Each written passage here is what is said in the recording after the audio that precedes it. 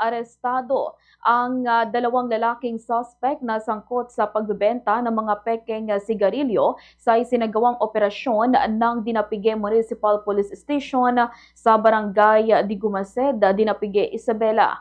Ang mga suspect ay tinanggo sa mga alias na Rick, 34 years old, at Ren, 36 years old, na kapwa nahaharap sa paglabag sa Section 263 ng Republic Act 8424 o ang AN Act amending the National Internal Revenue Code.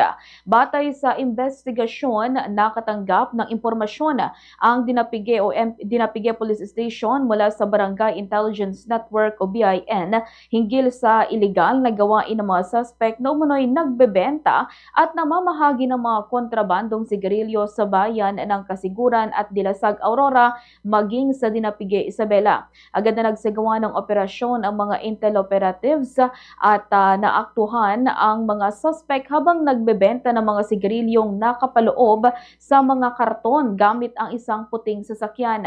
Nakumpiska mula sa pag-iingat at kontrol ng mga ito ang siyam na kahon ng Modern Lights cigarettes. Tinatayang nagkakahalaga ng 189,000 pesos. Tatlong kahon ng Modern Blue cigarettes nagkakahalaga naman ng 54,000 pesos.